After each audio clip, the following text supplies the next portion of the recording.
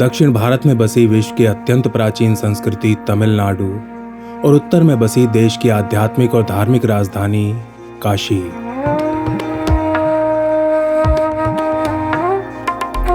एक दूसरे से हजारों मील दूर बसे इन दो प्राचीन नगरों में ऊपरी सतह पर तो कुछ भी एक जैसा यानी कि कॉमन दिखाई नहीं पड़ता, चाहे वो यहाँ के लोग हो या उनकी भाषा, उनका खान पान हो या फिर रंग रूप। आर्यन आक्रमण और द्रविडियन थ्योरी के कुछ समर्थक आपको इन्हीं चीजों का हवाला देते हुए कहेंगे कि ना ही कभी भारत एक था और ना ही कभी भारत का हिंदू, लेकिन ऐसा कतई नहीं है।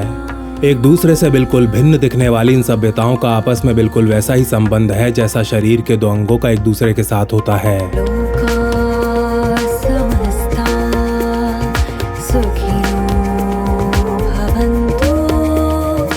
भारतीय इतिहास के प्राचीन सागर में एक गोता खाने मात्र से ही आपको आभास होगा कि तमिलनाडु और काशी एक ही सिक्के के दो पहलू हैं।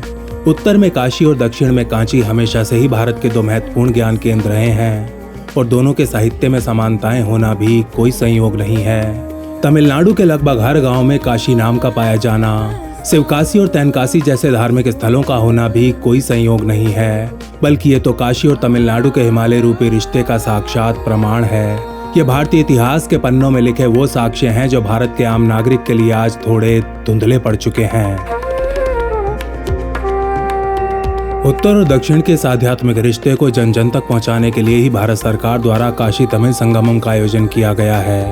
भारत की दो महान और प्राचीन संस्कृतियां कैसे एक ही धागे से जुड़ी हुई हैं और यूनिटी इन डाइवर्सिटी यानी कि विविधता में एकता का वास्तविक अर्थ क्या होता है, इस कार्यक्रम द्वारा भारत पूरी दुनिया तक ये संदेश पहुंचाने का एक प्रयास कर रहा है। और इस शुभ कार्य के लिए तमिलनाडु की शोभा भारत के वित्त मंत्री निर्मला सीतारमण से ज्यादा योग्य व्यक्ति तो भला और कौन हो सकता है।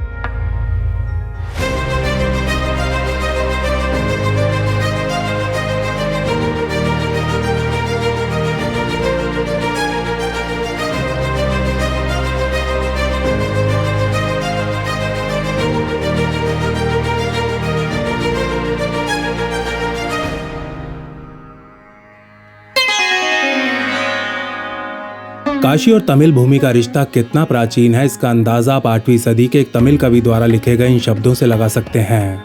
वाराणसी में बहने वाली विशाल गंगा के रेत में जितने कण हैं, स्वर्गलोक में उतने इंद्र हैं। जैसे पवित्र गंगा का कोई अंत नहीं, ऐसे ही ईश्वर भी अनंत है।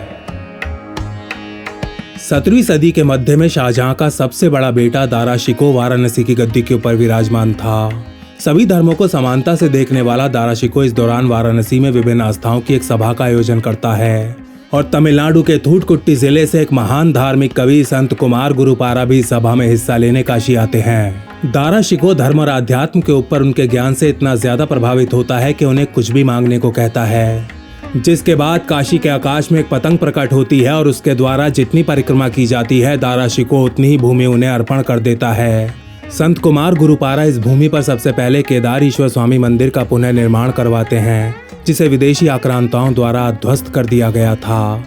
केदार घाट पर बने इस पवित्र मंदिर का दर्शन करने आज भी हर साल हजारों लोग तमिलनाडु से यहाँ आते हैं और इस साल इन लोगों में एक नाम देश की वित्त मंत्री श्रीमती निर्मला सीतारमण का भी था।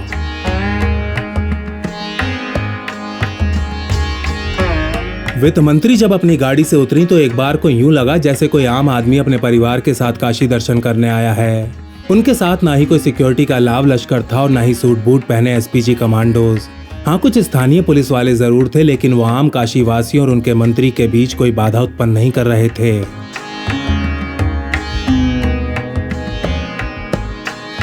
केदार घाट की एक तमिल बहुल गली में स्थित कुमारस्वामी मठ में पूजा अर्चना करने के बाद निर्मला जी हनुमान घाट की ओर बढ़ गईं।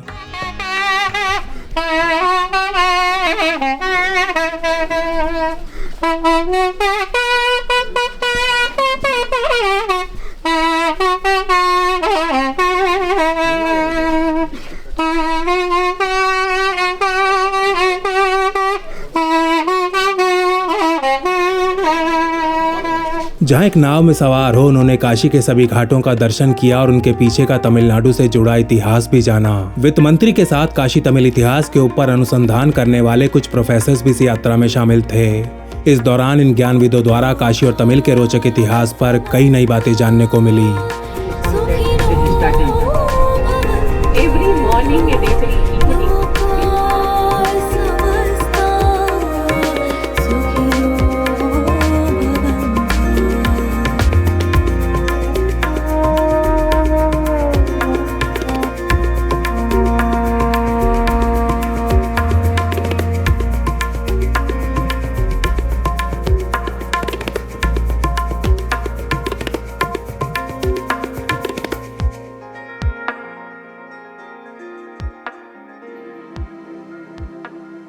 भारत के इतिहास में ऐसे उपाख्यानों की कोई कमी नहीं है जब काशी को विदेशी आक्रांताओं द्वारा निर्ममता से लूटा गया, और 1440 का दशक भी ऐसे ही लूटमार का साक्षी रहा है।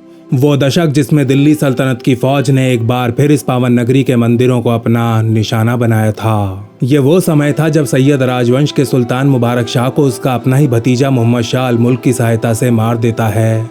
इसके बाद अल मुल्क की अगुवाई में एक फौज काशी की ओर कूच कर जाती है, और फिर इस प्राचीन नगरी के लगभग हर छोटे बड़े मंदिर में एक अभूतपूर्व तबाही मचा दी जाती है। तबाही जिससे काशी का सबसे महत्वपूर्ण और अलौकिक श्री विश्वनाथ मंदिर भी नहीं बच पाता। 15वीं सदी में जो काशी को झेलना पड़ रहा था वो दक्षिण भारत 100 साल पहले झेल चुका था, और इस समय पुनः निर्माण के कार्यों में लगा हुआ था। सदियों से भगवान शिव का कट्टर भक्त रहा पांड्या राजवंश इस समय तक मदुरई छोड़ देश के पश्चिमी तट पर आकर बस गया था और यहीं से अपने राज की बागडोर संभाल रहा था। भगवान शिव की भक्त इस वंशावली में जन्मे एक राजा का नाम था जटिल वर्मन पराक्रमा पांड्यन, जिन्होंने 1422 से लेकर 1463 तक यानी कि पूरे 41 साल पांड्यन राजवंश की बागडोर अपने मजबूत हाथों में संभाले रखी। उत्तर काशी में जब श्री विश्वनाथ के मंदिर को धाराशायी किया गया तो एक रात भगवान शिव राजा पराक्रम के सपने में प्रकट हुए और उन्हें तेन्नारी नाडु में चित्रा नदी के किनारे उनके लिए एक नया मंदिर बनाने का आदेश दिया। विदेशी आक्रांताओं द्वारा मंदिरों का तोड़ा जाना दक्षिण भारतीयों के लिए कोई नई बात नहीं थी, लेकिन काशी के श्री विश्वनाथ मंदिर का टूटना यहाँ के शिव भक्तों, खासतौर पर पांड्या वंश के लिए एक अत्यंत पीड़ादायक घटना थी। भोले बाबा से आदेश मिलते ही पांड्या वंश का पराक्रमी राजा मंदिर की स्थापना के लिए शिवलिंगम लाने काशी निकल जाता है। काशी से वापस लौटते समय राजा पराक्रम थोड़ी देर विश्राम करने एक पेड़ के नीचे बैठ जाते हैं, लेकिन जब दोबारा चलने का प्रयास करते हैं तो अपनी पीठ पर लिंगम लिए उनके साथ चल रही गाय आगे बढ़ने से मना कर देती है, और इसे भगवान शिव का ही एक संकेत मान राजा पराक्रम इसी स्थान पर शिवलिंगम की स्थापना कर देते हैं, स्थान जिसे आज पूरा विश्व शिव काशी के नाम से जानता है। तब से लेकर आज तक सदी दर सदी तमिलनाडु के लोग लगातार काशी आते रहे हैं और काशी के अंदर एक छोटा सा तमिलनाडु बसा चुके हैं। सारे भारत को एक करने का जो कोशिश किया है वो बहुत ही प्रशंसनीय है। उन्होंने बहुत सही है कि द्रविड़न कल्चर अलग माना जाता था, द्रविडियन लोग जो प्रचार किए हैं उस तरह नहीं है। यहाँ की आस्था वहाँ से जुड़ी है, वहाँ की आस्था यहाँ से जुड़ी है, ये उसको और उन्होंने प्रगाढ़ किया है। आज वर्तमान में भी हर तमिल के लिए अपने जीवन में कम से कम एक बार काशी आना एक अनिवार्य कर्तव्य माना जाता है, और 3 दिसंबर 2022 के दिन देश की वित्त मंत्री श्रीमती निर्मला सीतारमन भी पूरी श्रद्धा के साथ अपने इस कर्तव्य का पालन करती दिखाई दी।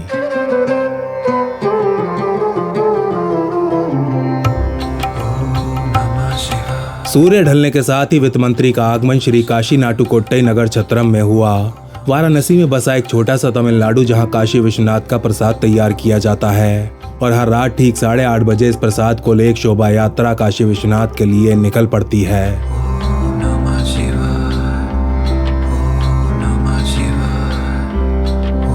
लगभग 2 घंटे श्री काशी नाटुकोट्टई में लोगों से मिलने के बाद निर्मला जी ने यहाँ पूजा अर्चना की और फिर अपने हाथों में प्रसादम लिए काशी विश्वनाथ का आशीर्वाद लेने निकल पड़ी।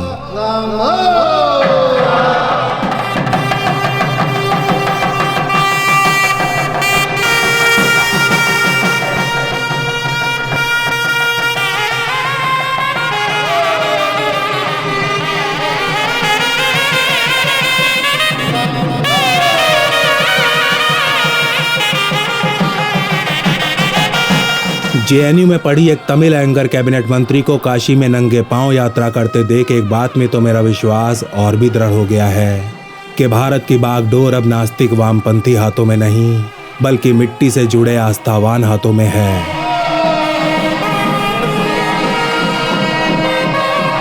और इसी तसल्ली के साथ मैंने अपनी काशी यात्रा की अंतिम रात अत्यंत चैन की नींद सोकर बिताई।